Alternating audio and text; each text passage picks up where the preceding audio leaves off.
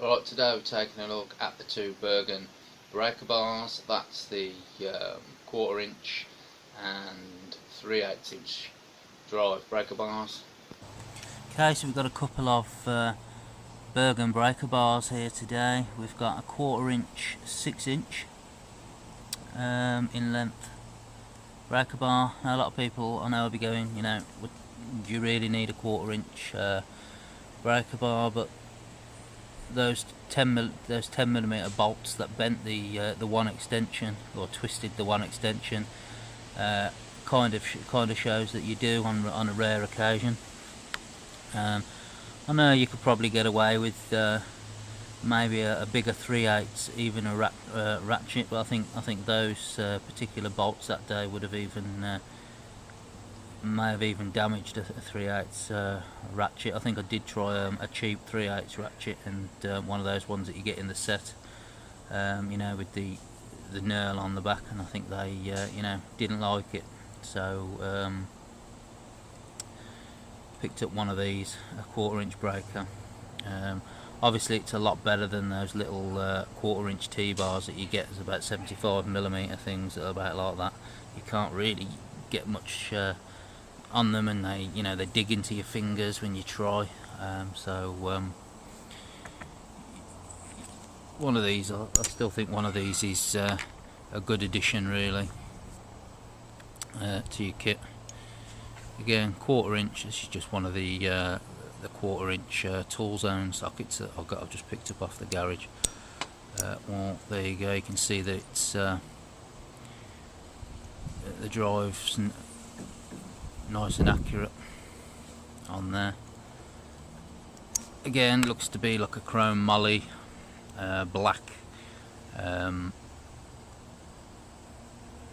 centerpiece that swivels. It does have detents on there. As you can see, there's a spring-loaded ball bearing just inside there that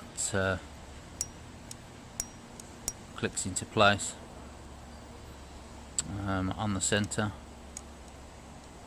Interesting again as to why there's a detent there in the center for it to click into place there vertically, but there isn't one on the sides, which is where you're going to be using it really, like that, or like that, as opposed to a spinner like that. So hey, we looked at that kind of thing before with the small Bergen 3/8 drive breaker bar, didn't we? And we said the same thing, but it is what it is. It's basically a smaller version of that for 1/4 inch drives. Again, so there's nothing too special. I think the number is 1560 on that, and it's also on there as well, 1560. Again, you've got your cap screw runs through there. You can tighten that up or replace it or whatever. There's your spring-loaded bearing in the drive end.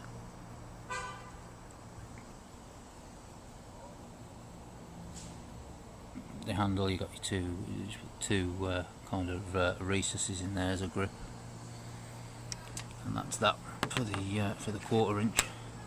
To say, nothing overly special.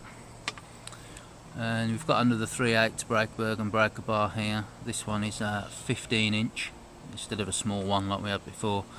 So I did realise that 3/8 is still a relatively big in terms of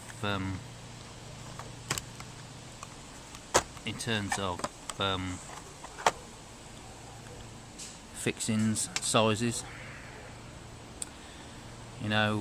This one is obviously 24, but it's still a relatively big sizes such as that's 24 millimeters. So you are going to need a fairly, just like you are with 1/2 inch.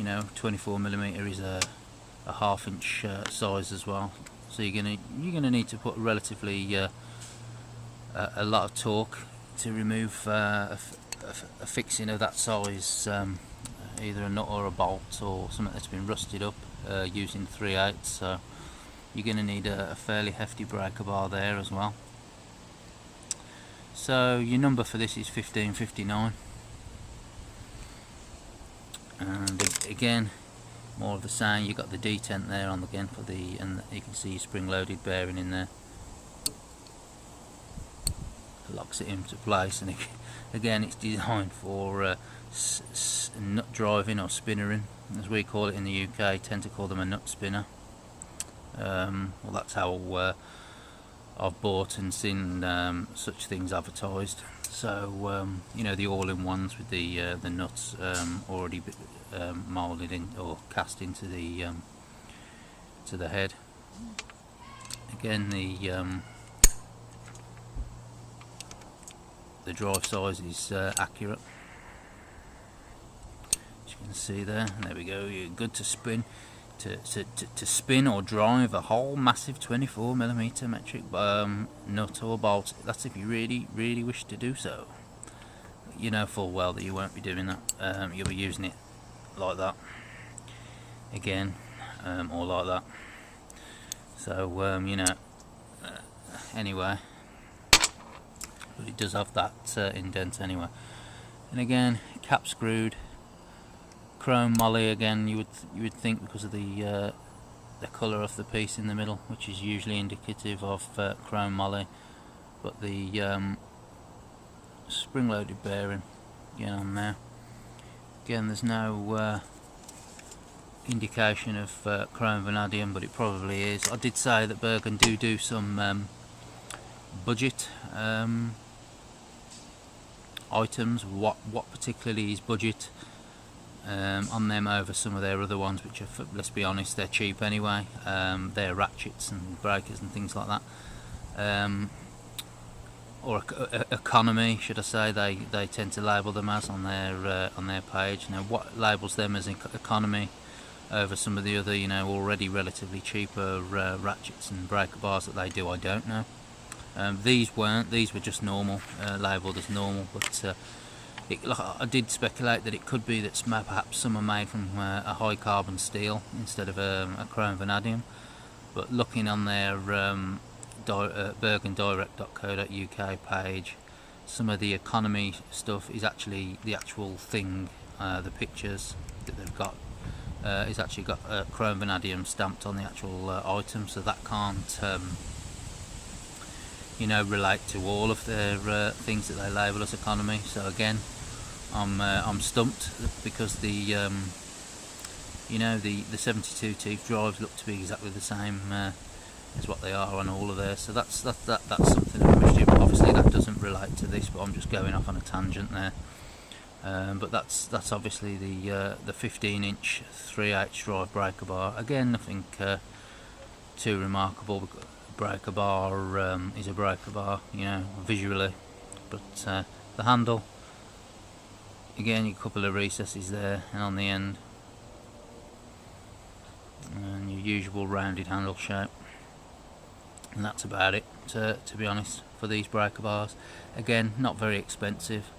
I think this one was about £1.40, that cheap, and on the direct.co.uk, and I don't think this one was much more. This one could have been about £3 odd, or between £3 and £5 odd. I'll put the prices on the video to make sure anyway when I check. But obviously you pay a little bit of postage on the top from that site. But yeah, very cheap indeed. A lot cheaper than a third-party vendor, which would still be fairly cheap.